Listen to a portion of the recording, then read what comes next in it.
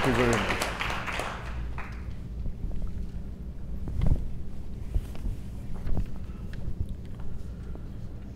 Good afternoon, everyone. Where I come from, we greet one another. Good afternoon. That's better. That's better. Thank you very much. I'm just getting myself organized here. You can hear me clearly enough, can you? Well, let me begin by saying thank you very much for the invitation to be part of this seminar. It's a great privilege to be here. Thank you very much. And I would be grossly amiss if I did not thank Lamar Reich in particular. He and I have become colleagues and good friends in Washington, D.C. He's visited in South Africa on many occasions, and I am sure that he gave you a good insight into where to find South Africa on the map, geographically, politically, and in other ways. Lamar knows as much about South Africa as what most people do, as what most experts do. And so thank you, Lamar, for initiating this. It is a joy to be here. Thank you very much. And when Lamar asked me to come here and to speak, I said to him, well, what do you want me to speak about? So he gave me two topics. And the other one I'll talk about tomorrow, namely the South African transition, the Truth and Reconciliation Commission, etc. But he said he wanted me to tell you my story of how I, having grown up in a white home, typical white home, in apartheid South Africa, I eventually became involved in the struggle against apartheid. As someone would say, some people said at the time, I had joined the other side. We'll talk more about the other side later. So I had to put my mind to what would I say to a group of students and faculty, others here at this particular university. And I have no intention of ever doing this. But if I were to write an autobiography, I think I would entitle it A White Boy Growing Up in Apartheid South Africa. How did we get from point A to B? I want to initiate this discussion by telling you two stories. South African stories, and then I'll have a third, an American story. So bear with me as I reflect a little. Here's the first story. It goes back to 1966, when Senator Robert Kennedy was invited to address the National Union of South African Students Conference at the University of Cape Town. It was a very tense period, because the South African government didn't want Kennedy to come in the first place, but they also felt they couldn't prevent a senator of his standing from entering the country. The president of NUSAS, or the South African Students Association, Ian Robertson, had been banned under the Suppression of Communism Act 2 days before Kennedy arrived. They didn't like you in South Africa in those days. They just said you were a communist, and that was the end of you. It was a very heated political situation, and Kennedy's words seemed like a frontal attack on the South African regime. He started off by speaking of a land that was once colonized by the Dutch and then occupied by the English before becoming independent. He spoke of the heritage of slavery. He spoke of the disenfranchisement of black people. he spoke of the struggle between black and white. And he paused. And he said, I refer, of course, to the United States of America. He'd broken the ice. We began to understand one another. We realized that for all the dissimilarities between our two countries, the United States of America and South Africa, when all is said and done, we're rather similar. We have a similar history, and today we perhaps struggle with similar things. Here's my second story. A couple of months ago, the University of Cape Town campus was in chaos. Students were disrupting classes, they were occupying buildings, and they were threatening to tear down a statue at the entrance to the university of Cecil John Rhodes. Cecil John Rhodes was maybe the arch colonialist in South Africa. He was a mining magnate. He was an occupier of what is today called Zimbabwe, and he called it Rhodesia. When Cecil John Rhodes died in South Africa, he left a large portion of his possessions and his wealth to philanthropic ventures in South Africa, educational establishments, etc. But he is at the same time remembered as one of the major architects of migratory labor, which resulted in black South Africans, native South Africans, going into the cities, Johannesburg, Kimberley, and elsewhere, to mine the gold and the diamonds on his mines. And that is what got students agitated. They said, we are a transformed country. It's time for this university to transform. And they like to quote at that time the words of Cecil John Rhodes, and I quote them to you. Africa, said Cecil John Rhodes, is lying, waiting for us. It is our duty to take it. How can you have a statue in such a prominent place in this post-apartheid South Africa? Well, the students actually won. And the statue was taken down and it has been stored away in a storeroom somewhere. And I don't want to get into the debate as whether you should remove statues or not. Here is my point. Here is my point. That I had been a professor at that university, University of Cape Town, for well over 20 years. I had, in fact, walked past that statue of Cecil John Rhodes on more occasions than I can remember. And you know what? I never even saw it. I didn't notice it until black students on our university pointed it out to me. It was a moment of revelation to me, because I realized that despite my political convictions and my engagement in the struggle of apartheid, which was taking place at the time, I was insensitive to the fact that one of the major symbols of our university was offensive to my fellow South Africans. I mention the second story to you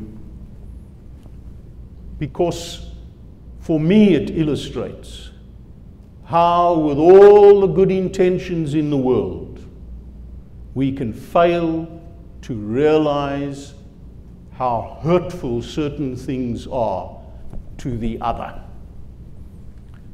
But I'll come back to that. Here's my American story.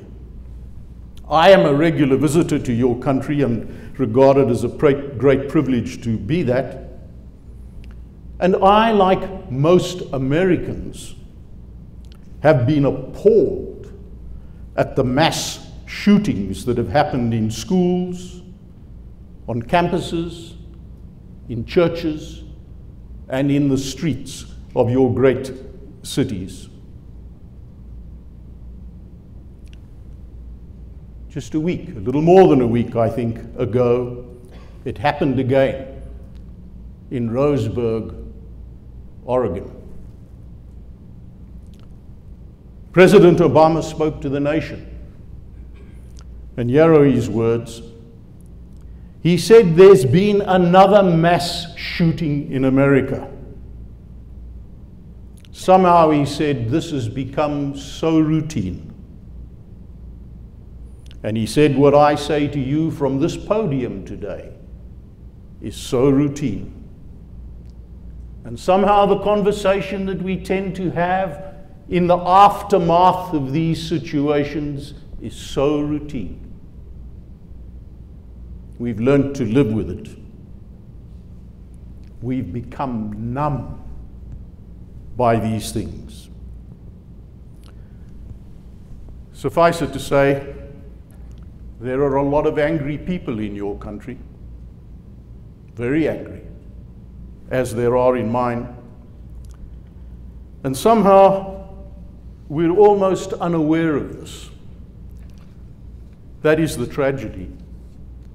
It's like me walking past Cecil John Rhodes' statue and not even seeing it until somebody who was deeply offended by it tapped me on the shoulder and said, "Hey, Professor, what do you think of that?" And I was drawn in to another struggle and another battle. My two stories, and plus a third. That by way of introduction to doing what I was told by this man to do, and tell you how I began to see and hear and ultimately join a struggle for black civil rights and black empowerment, and ultimately a black victory at the polls in South Africa. How did it happen? Well, let me tell you, not easily. I have tried, by way of being a little coherent today, to suggest to you that I had 4 essential developments in my life, which, by God's grace, and I say that with all sincerity, I turned away from being a nasty little white racist boy to endeavoring to understand what it means to live with others across a cultural, very often a religious, and decidedly a racist line. The other 4 are, I want to talk to you about curiosity. Secondly, I want to say to you a word about faith. Thirdly, about education. And finally, about learning to love people on the other side. Let me start with curiosity. I was in my early 20s.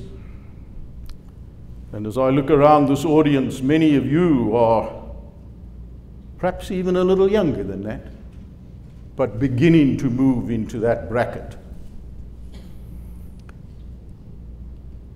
I was anxious to know what the world was all about. I wanted to explore, and I began to ask questions.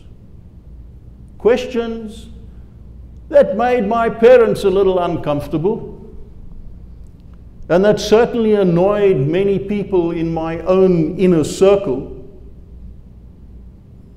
But I wanted to see. And I began to realize that if you've seen something, you can't stop seeing it. If you've looked someone in the eye, you can never look away again. I think, well, let me start one step earlier. You know, psychologists tell us that we all within the marrow of our bones, in our hearts and in our souls, are driven by two options: fight or flight. When you're confronted with something, you either turn around and run, or you engage it and you fight. I like to suggest to my students that those words ought perhaps to be changed, not fight or flight, but fear and adventure. Not or, and. Fear and adventure. As we stand before the unknown, we're often fearful. But if you're young and energetic and all those good things, you also find yourself driven by adventure. I chose to explore. I chose to adventure. And I've never quite managed to stop that process, by the way. And today, when I get into the classroom, my teaching involves students to get out of their skin. Don't tell me what you think and what your grandma told you to think. I want you to get out of your skin and see what the other side thinks and how they see. And as I keep telling my students, if you do that, I don't care if you get the answer right or wrong, you'll pass. In fact, you'll get an A, provided you can demonstrate to me that you are prepared to think and you are prepared to venture out into the big, wide world that is there. And you know, when I began that journey so long ago, my goodness, it was frightening. But the other thing I soon discovered, that it's not nearly as hostile as what I thought it was. In fact, there were people there who were ready to receive me as a brother and to be my brother. So, curiosity killed the cat, I'm told. It also got me going out of my insular little life. Second thing I want to speak about is faith. My involvement at the time in the church was a decisive turning point in my life. I read the Bible, and I came to realize that I couldn't understand the story of Jesus unless I admitted to myself that despite all the high theological arguments as to what Jesus was doing to save our souls and appease a God who apparently was very angry with us, in addition to all else, I had to say Jesus was a political figure. He stood up against the authorities, government, and the church. And I soon began to realize that there are only, and I say this with great respect, I think there are only, my understanding is that there are only two historical facts that we can articulate about Jesus that are verified from outside the Bible. Okay? Outside the Bible. And the one is that Jesus was a first-century Jew living in an occupied Palestine. And number two, he was crucified, or he was executed, because he was disrupting the status quo. That you can find in all sorts of history books, Josephus and others. Oh, there's a lot more in the Bible. There's a lot more about Jesus. And if you want to know about Jesus' ministry, read the New Testament. It's there. But I started on a journey trying to understand my faith and trying to understand this man, Jesus of Nazareth, who opposed the occupying force of the Roman Empire and who confronted the high priests and the religious elite of his day. I had to take that into account if I was going to be honest in reading the Bible. Religion was a very, very important phase of my life that opened up for me a journey into the unknown. Some of us refuse to face that historical side of this man, Jesus of Nazareth. You know, I'm not quite as religious as I perhaps once was, as Lamar and others know, but I love the words of Pope Francis, Papa Francisco. I hope you watched it all on television. And he uttered these remarkable words. He said, God is not afraid of new things, and that is why he continues to surprise us, opening our hearts and guiding us in new, unexpected ways. Don't be scared of the unknown. To you and to myself, I think the Pope, would say, get out there and start living life and stop hiding away in a little cocoon. Curiosity got me going. Faith carried me on. Third thing I want to mention is education.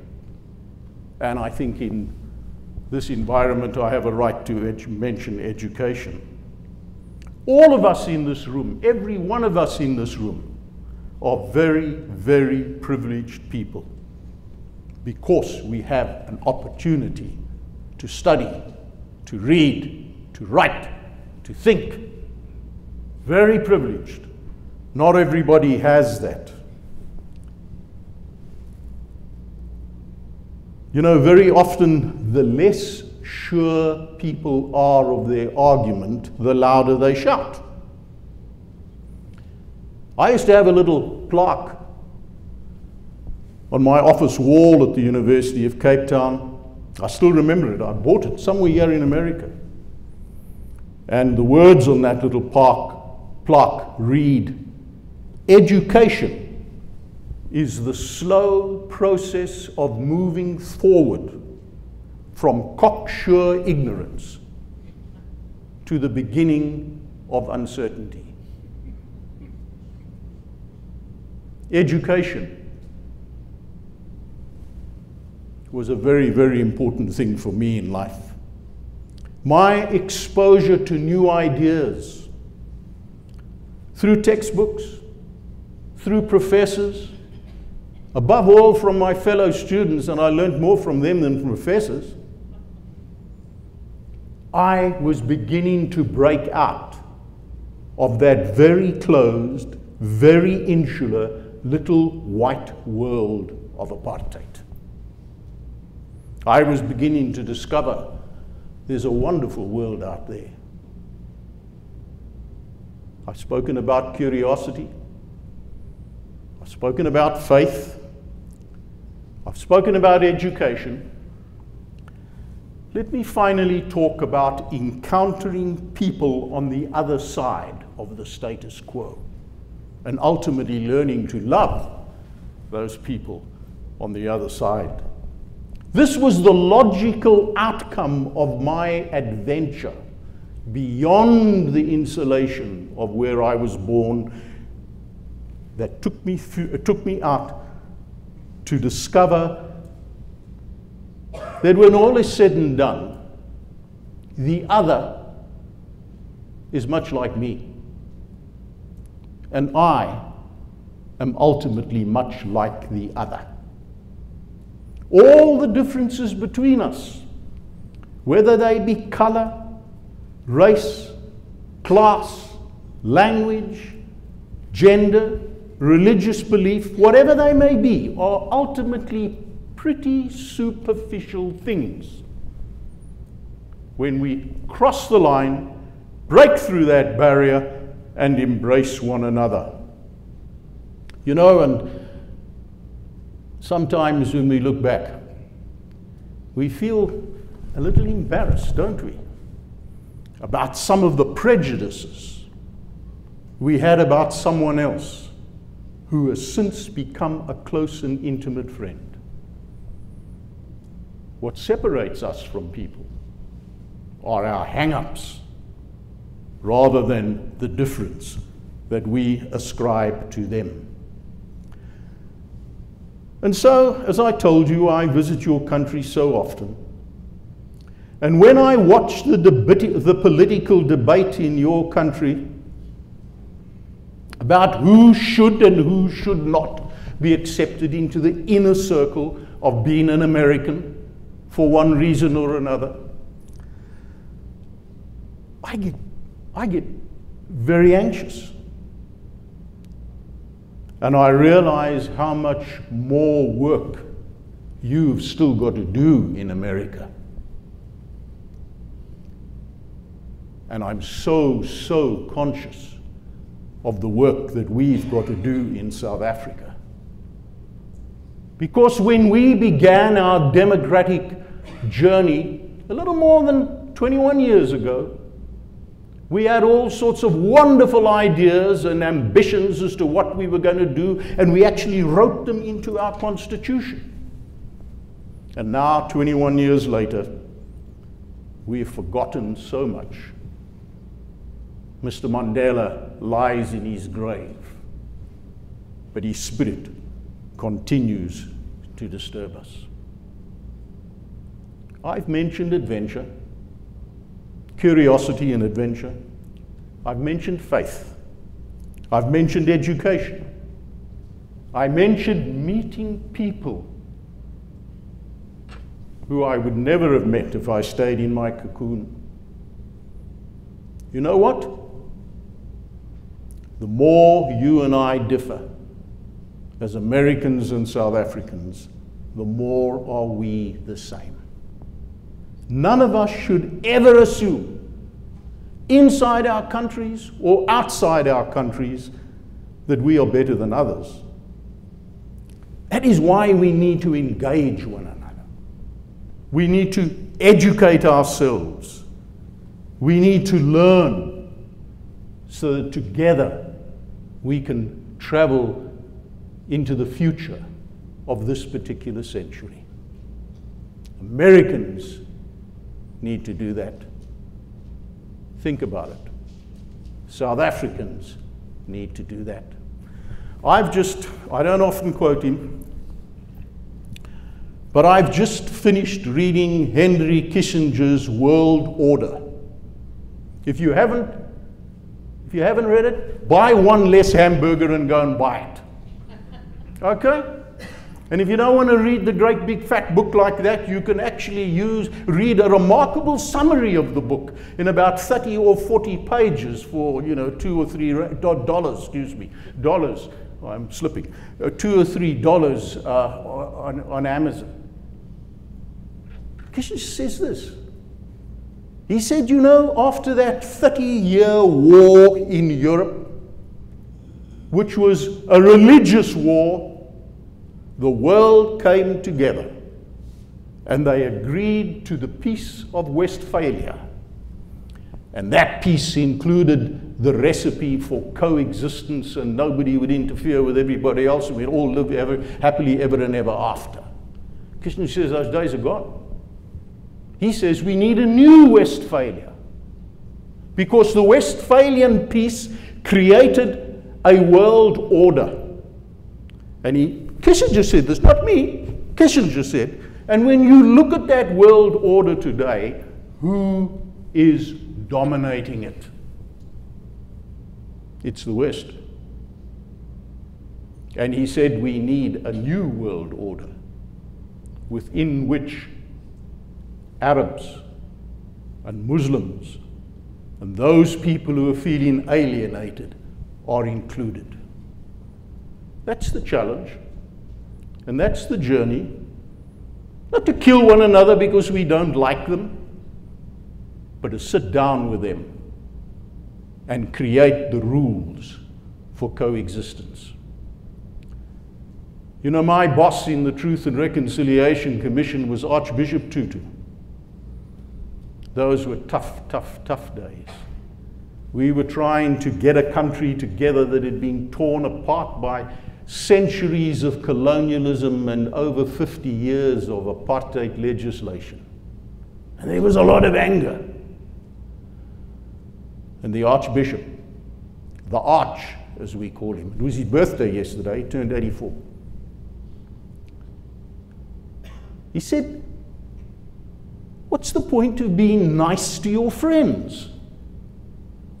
You've got to be nice to your enemies, because that's the way you move forward. In his own folksy way, he taught so much of us. He taught so much of us, so many of us, so much. And I would certainly pay tribute to him today, as I have on so many occasions. It's people like him who persuaded timid, fearful little boys like me and others to just venture beyond the garden gate. And you'll discover there are a whole lot of people there, ready to embrace you, ready to love you, and ready to look after you. Now, I hope that wasn't all too preachy. I was asked to tell my story, and I've tried to tell it. Began with curiosity. It went through faith. It involved education, and ultimately it involved meeting the other person and embracing that person. So it was no longer me and them, us and them. It was us, trying to sort out our differences and move on. But that's my song for today. Are we going to allow these people to make a comment, or where's the boss? Oh, here he is.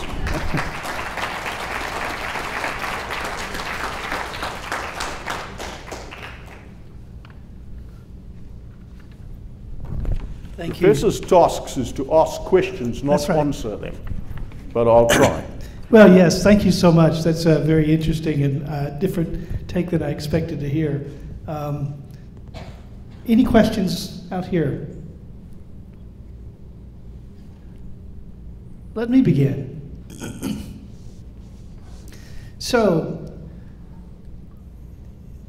a young Afrikaans white boy grows up in South Africa and becomes aware of the problems and ends up coming back after being educated in America to take over, to minister to a church in a very difficult spot, continues to be concerned and to be involved in helping to end apartheid, is appointed by President Mandela to work very diligently to uncover the truth for years and years and years, does many, many, many things to help alleviate injustices.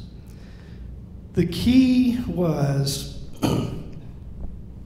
curiosity, faith, education, and going to the other side, essentially, and embracing. Meeting the other. A lot of people, a lot of white Southern Americans, a lot of white South Africans would have those four, but didn't get there. Why? The short answer is I don't know. I can only tell you my journey, which I've tried to do. I think the tragedy is, and let me be honest and open now, that, and I can only talk about South Africa, because that's where I was planted. That's where I grew. That's where I changed. That's where I understood. So I'm talking about South Africa. And I want to tell you that yes, there are adventurous people, but some of those people are prevented from making progress, prevented from moving on, because of the reactionary position of the churches and the religions of which they were a part. And many of those adventurous young people went to school and they went to university and they were taught bigoted nonsense. We had banned books that you couldn't read, for God's sake. First thing I did when I got out of there was to start buying Karl Marx and all these people who I've since got rid of. But that was the education system I came out of. I wanted to see on the other side. And so I think, to answer your question as honestly as I can, yes, some people are able to, get through it, but there are a lot of people who are retarded in their development by bigoted churches, bigoted mosques, bigoted temples, and bigoted educational institutions. Thank you. Questions? I think I can speak loud enough. Was there a single event that stimulated your curiosity that led to, I think in your story you said your first questions were to family or to loved ones? Was there one event that initiated that first curiosity? Sure, there were so many. And, I'm getting old, so I can't remember too well.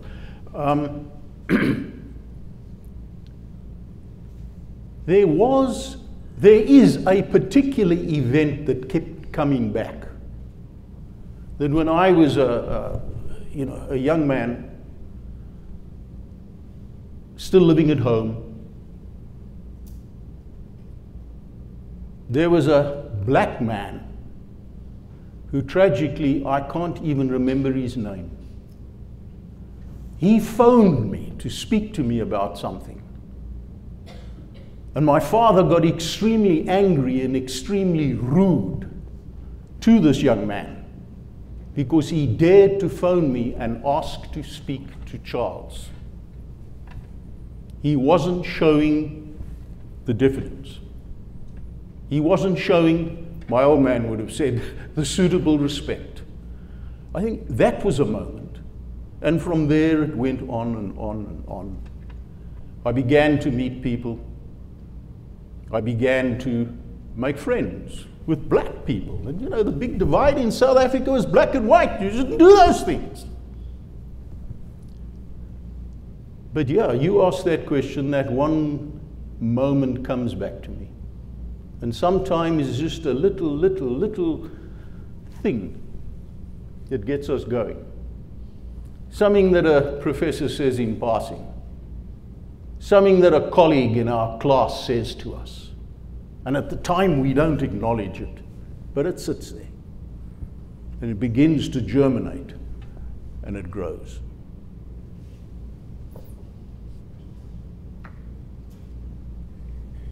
Your reference to a new piece of Westphalia, 30 Years War, the 80 Years War, the Holy Roman Empire, Spain, blah, blah. All sides to that were Christian of some sort, weren't they? Yes, they were. What concerns me about a new world order with Muslims is that Muslims chant death to America every day. The majority of them are taught from the time they're a small child that Americans, Westerners, Jews are pigs or are worse than people. And they're taught that way. And their religion/political system, they execute, for instance, homosexuals. Yes. Yeah. And I don't see in the short term how those like Gaddafi, like Libya being the head of the Human Rights Commission at the United Nations seems preposterous to me. how can there be a Treaty of Westphalia, a worldwide treaty with people who have such absolute differing opinion in their treatment of women and the way they view them as property and not allow them education, and they see that as a tenet of faith. How can that possibly be reconciled to people who believe, as we do as Christians, that all men are created equal, etc.? Thank you, sir, very much for that question. I think it's a very pertinent question. If I may, I would think, if I heard you correctly, that most or many Muslims are da-da-da-da-da. It's certainly not my experience of my encounters with Muslims. There is a radical group within Islam, no question about that. But not all Muslims are there. The same as when I look at Christianity. I realize we've done some pretty bad things, and continue to do that on many occasions. So I think there is a struggle within Islam, and thank God for that. I think there is a struggle to some extent within Christianity. And I think Kissinger, and who am I to speak on behalf of Mr. Kissinger? But I think Kissinger's point is that those of us who are reasonable people and who are looking for peace ought to somehow come together and say, let us establish some criteria whereby we can coexist. That's but are there bad people? Of course there are. Are there some repugnant, militant Muslims? Yes, they are. A piece of research I'm doing right now involves militant terrorist groups in Africa. And there is, not exclusively, but largely, a line running through those organizations from Boko Haram to Al-Shabaab to Al-Qaeda in the Maghreb, etc., which is Islamic. But that is not representative of all Muslims. I think there are reasonable, decent, committed, honest Muslims who would be ready to sit down if we could get the conditions right. Who gets to, I agree with you, but you and I get to decide who's reasonable. I mean, how do we decide which is the reasonable party to include? Let me give you an illustration from South Africa again. We were on the brink of Armageddon in South Africa. It was going to be slaughter that would make Rwanda look like a Sunday school picnic. The world, including the United States of America, said Nelson Mandela is a terrorist. And that wasn't lifted until Mr. Mandela was well into his presidency. But do you know what? Blacks and whites, the old apartheid regime and the liberation movements living in exile actually worked it out between them how they were going to come together. I remember two incidents. You mustn't get old people to talk as they tell you stories, but so I'll go quickly. When those talks, the first, we called them talks about talks. Before the formal negotiation, there was contact. Who's going to come in? Who are the reasonable people? And F.W. de Klerk, the president at the time, said, we will not allow Joe Slovo back into the country because he's a communist. And Mr. Mandela said to him, Mr. President, you choose your team and I choose mine. Joe Slovo is coming. And our settlement in 1994, above all the so-called sunset clauses in that process, was introduced, implemented, and carried out as a result of the involvement of this terrible communist called Joe Slovo. So I think we've got to work out ourselves how we do it. The second story, very quickly. When Mr. Mandela came out of jail, he met the chief of the army, Constant Viljoen. Have you ever met him? He's got a brother. They're twins.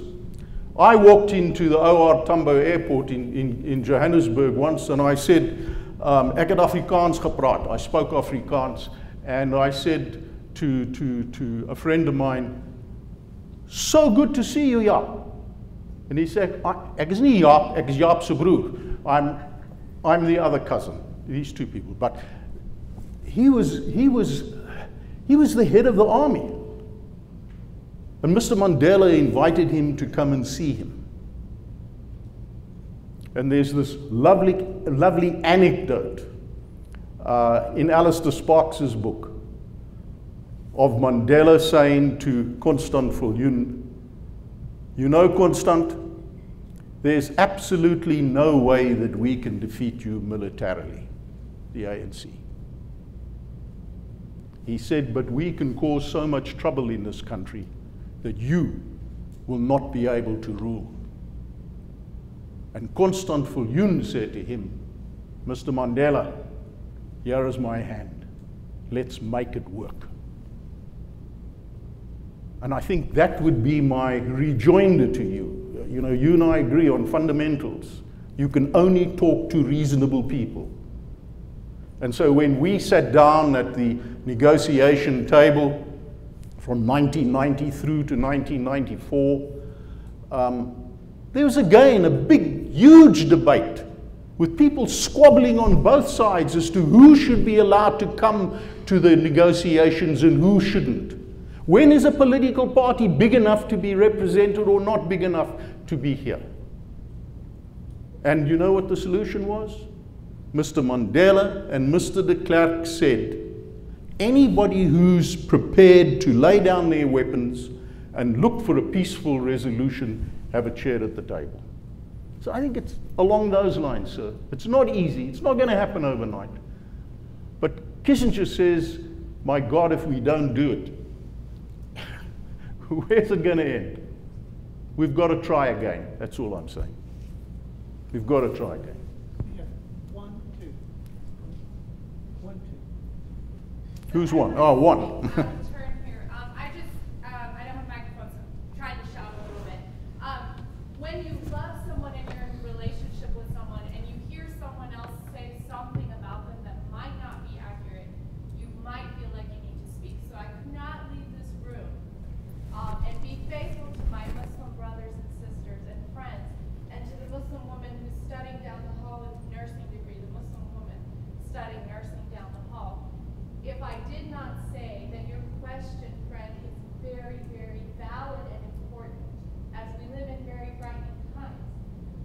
However, I would wonder if the facts about Islam are a bit reversed into the statistics that you cited, is that the minority of Muslims, or the people that claim to be Muslim, participate in terrorist or violent activity. And the majority of Muslims worldwide are those who have been victims of very turbulent political climates, autocratic leaders. And many of these people do not at all wish violence on any of us, including all the Muslims that we live with who are here in America, who live very happily and safely with us on a daily basis. And so, as a Christian woman who works with Muslims daily, I want to say that about Muslims, and I could not leave this room without saying that. Thank you. Okay. How were you able to define, I guess, the fine line between fighting social injustice and participating in like extremist activity? I think for the most part, nobody in here agrees with social injustice. Thinks that social injustice is Nonsense. it's good. But although for what we're experiencing right now in this country with social injustice, there's either the extremist of everything is socially unjust or quite the opposite, where nothing is wrong, everything's perfect. How do we walk that fine line between both extremes? I mean, the only answer I can give you is the answer which I'm sure you'd give yourself. Very difficult. Very difficult. How do you find that line? And that line is never a straight, rigid, hard line. It's a wavering line.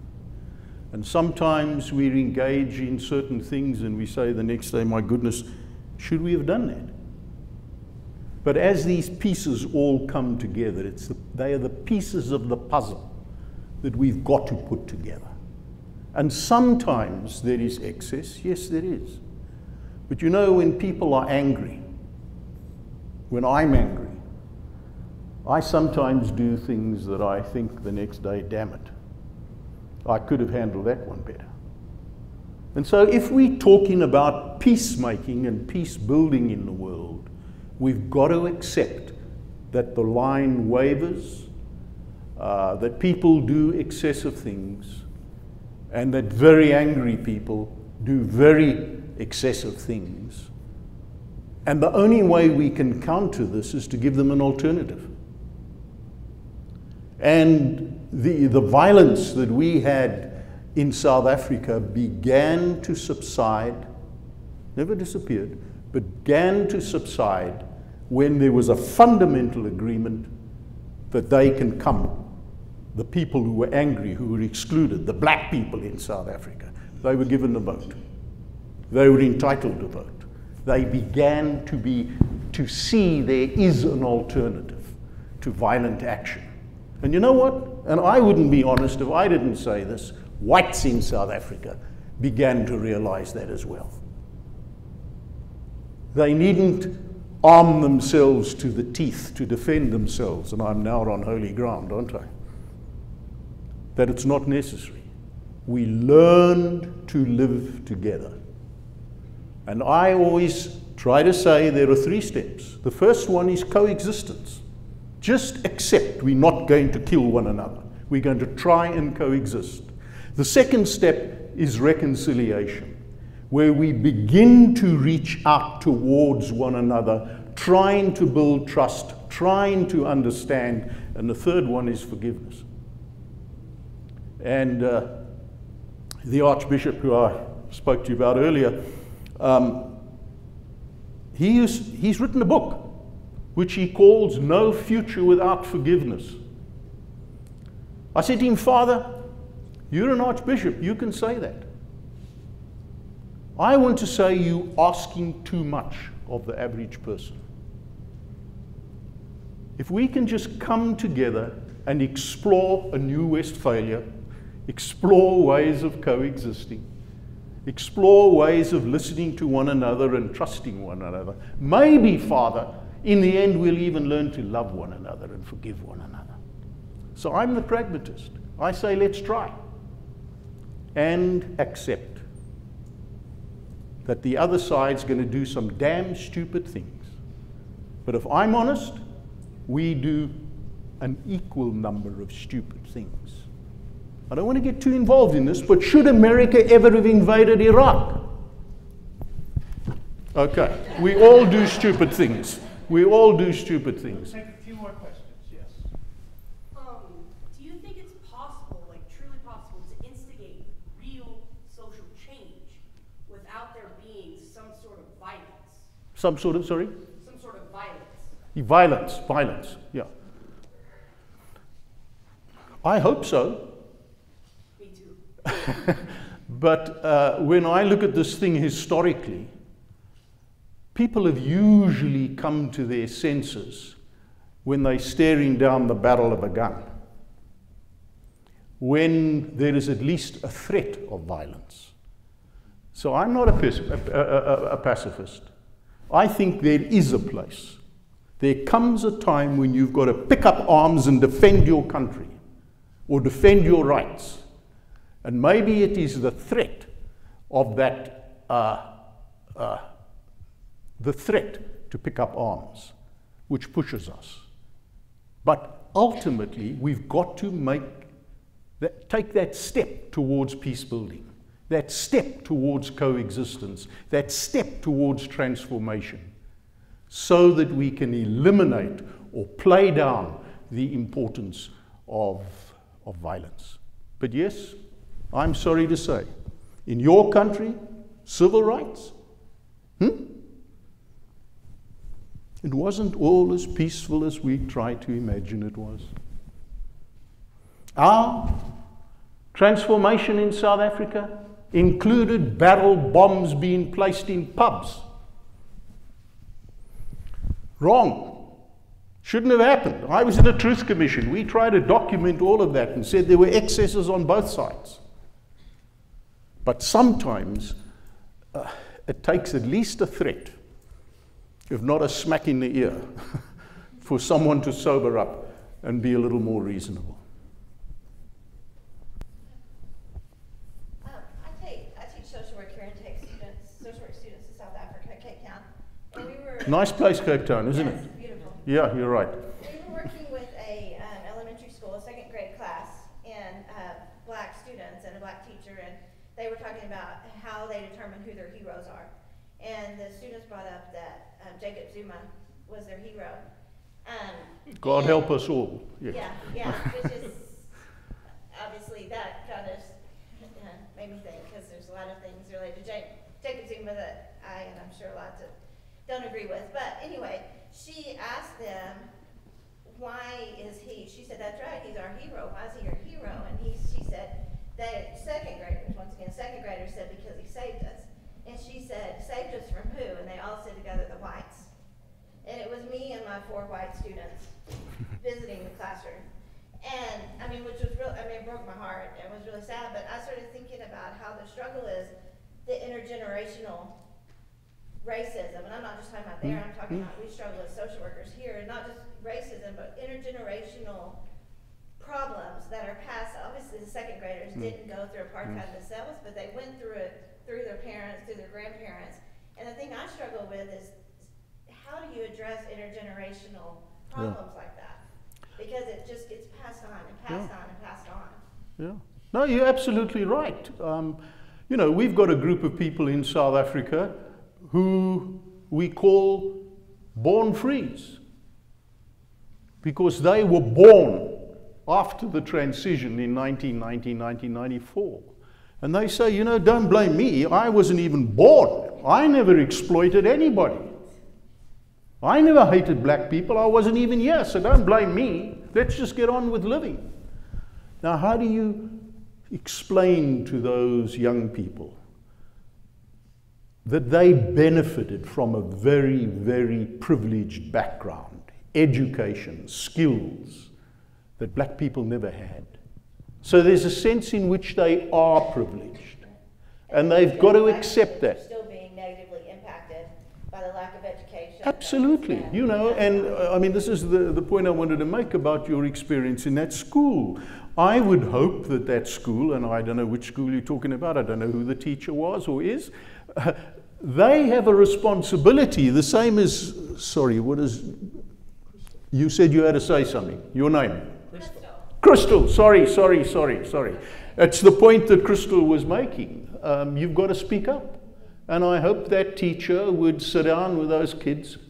Well, maybe teacher, after you left. The teacher was leading this discussion and said, yes, it is. He saved us from the whites. And which is interesting because the superintendent of the school is white. And met with us and just kind of said, what's your experience? And we said that. And she was like, that was number one, not the top, that was not the point. It was to identify how can we determine who we want to make our heroes. And so that was the discussion, not to say this is who you need to be a hero. But anyway, and so it was a black teacher and a white superintendent. And so then it, well, you know, she's as screwed up as anybody else. But the intergenerational thing is the thing that's most frustrating to me, is that at what point can you stop that from continuing to being passed on in South Africa and America, wherever?